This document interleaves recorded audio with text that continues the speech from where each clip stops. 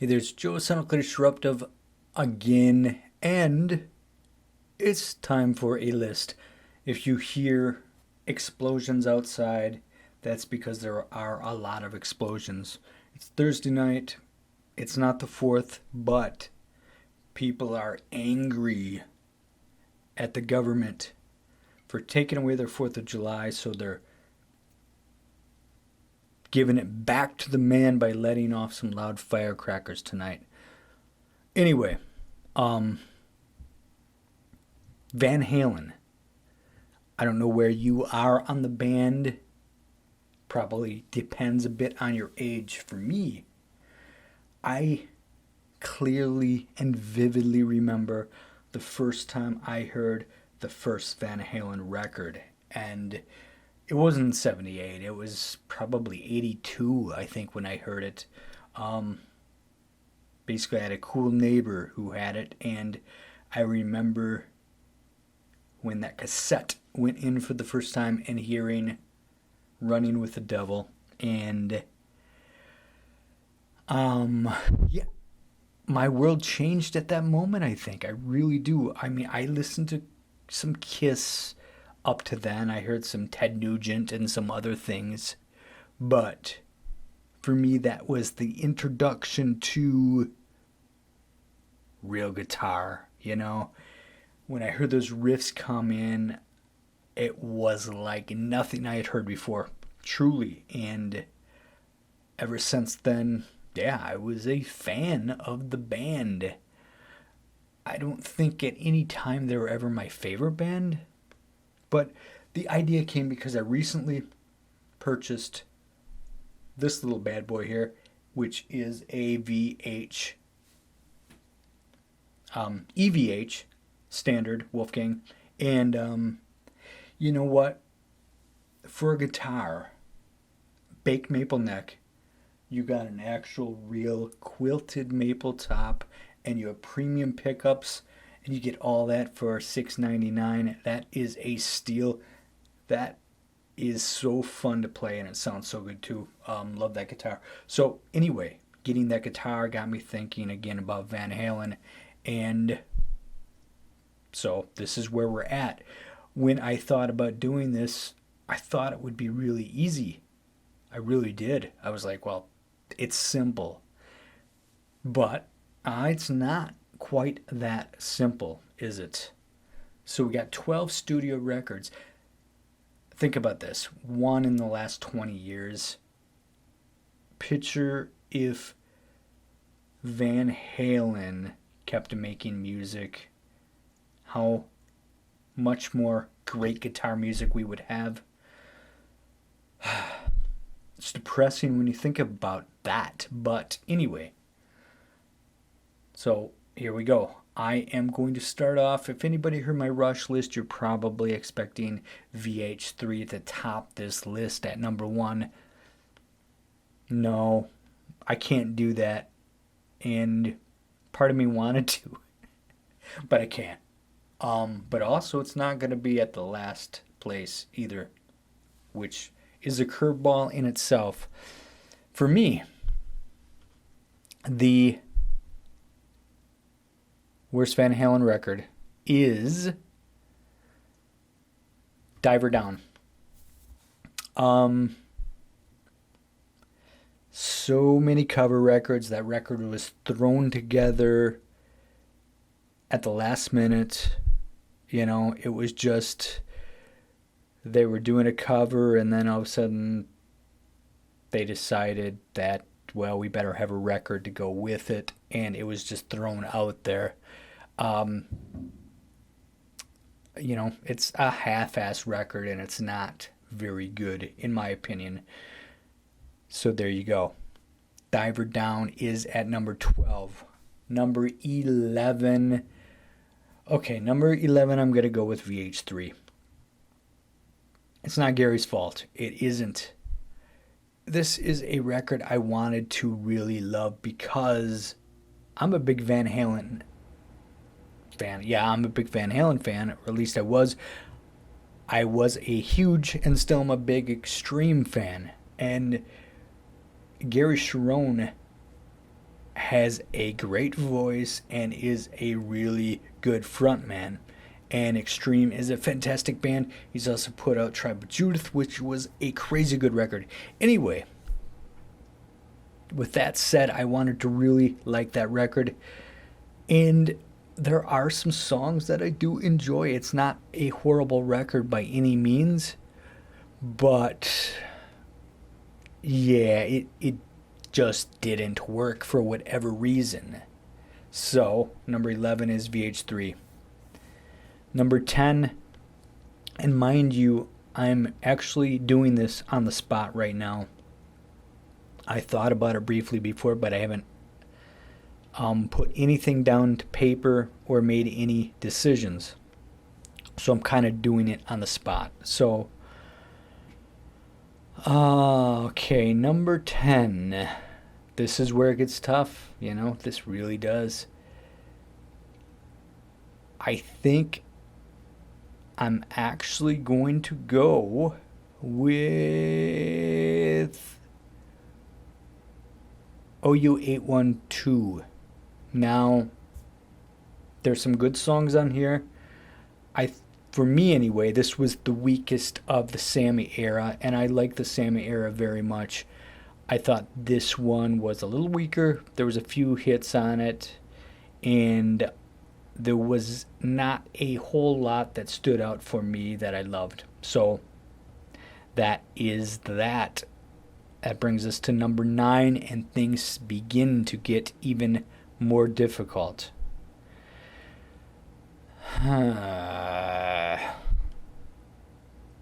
See, this is harder than I thought, especially when you're doing it on the spot. I do have my first, I know my first two, but I really think I'm going to go with 1984. 1984 has some interesting music and has some really good things. There are some heavy songs on here as well. Panama, say what you want, but that song sticks in your head and you can't get rid of it. I'll Wait is a great song. It truly is. It's just got a great vibe, a great feel, great melody to it. But I think that is a fairly weak record if you look at it in a whole. And that's why it's where it's at. And that's why it's so low. Next on the list, I'm going to go with A Different Kind of Truth. Yeah, above 1984. Sounds odd, but I'm going to do it. I enjoyed that record. I know it was a lot of material that they had previously written but never completed, and you can feel that, you can sound that. But songs like Big River and Honey Baby Sweetie Doll, is that the name of the song? There's some songs on there that I really enjoy, and when that came out, that was really fun. It brought you back in time. It's a great summer record, some great guitar licks on that, just really strong. And David Lee Roth's voice was not bad here. I was surprised how he sounded. As a vocalist, it's well known that he is not a great vocalist, and live he's never been a fantastic vocalist. He's a front man, and he's a really good lyricist in the way that he writes his lyrics. But as far as a vocalist, no, that's not necessarily his strong suit, right? But that being said, A Different Kind of Truth, I thought he did well on that one. And that was 2012. Next in line. And again, this is where it becomes more difficult. I'm going to go with For Unlawful Carnal Knowledge.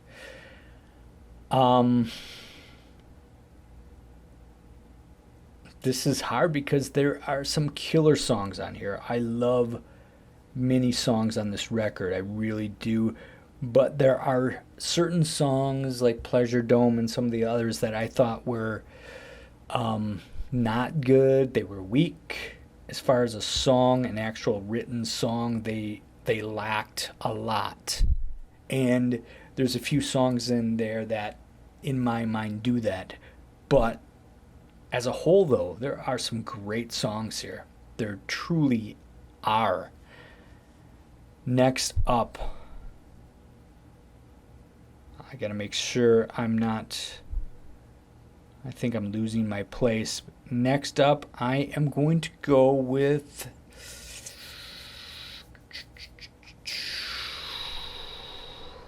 What do I do here? Balance. I gotta do balance. Balance, in my opinion, is a very underrated record. There wasn't many hits on that record and it didn't do much, but this was in 1995. That was the death, for this type of music. And the fact that they had a little success with this is surprising in itself. But Amsterdam and some there, let me see what else is on there.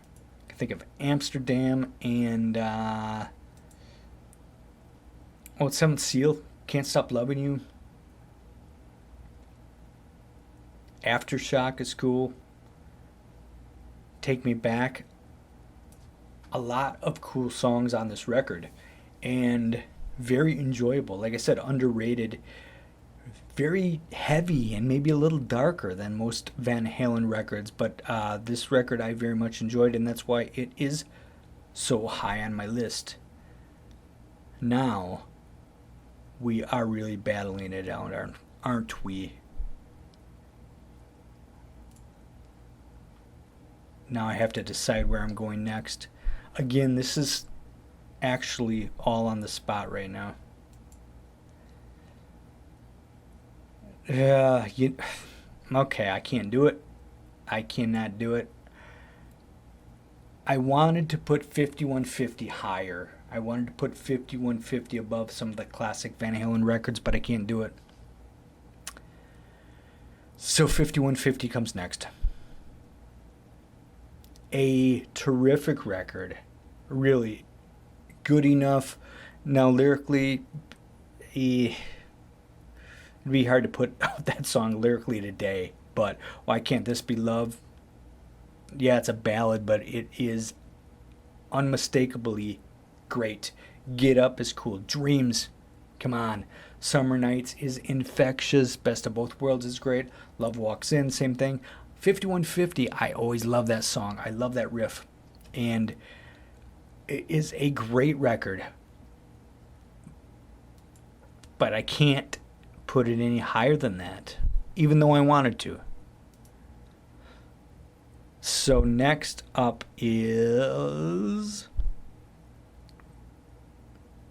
Van Halen 2. And this was tough for me too. Van Halen 2 is another one of these records that are terrific. And it is close in line with Van Halen 1, but it has You No Good and Dance the Night Away, and for me that kind of drags it down a little bit, but Light Up the Sky, yes. DOA, yes.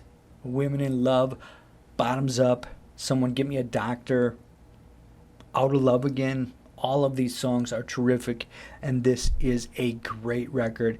This was 1979, and this record is heavy, and the guitar in here is fantastic, absolutely killer. So that means next up is Women and Children First. That's a tough call between Van Halen 1 and Women and Children First for me. But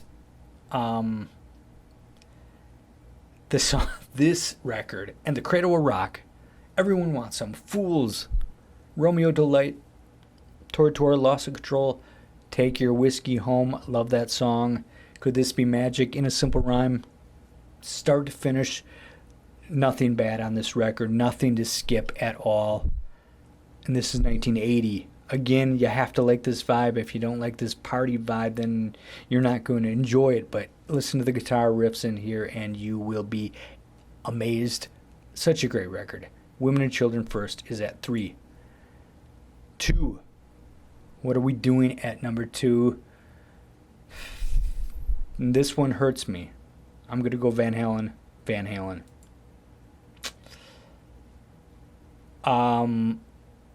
The best debut record in the history of debut records is Van Halen. Van Halen. There's nothing better. On Fire, maybe my favorite Van Halen song ever. Underrated. Love that song. Feel Your Love Tonight is great. Atomic Punk. Jamie's Crying. I'm the One. Ain't Talking About Love. And then of course you have Eruption, and Running with the Devil is genius. It is simply one of the best hard rock songs ever written. Truly fantastic. And the whole vibe of this band, you can just feel it. It is infectious, and this is a great record.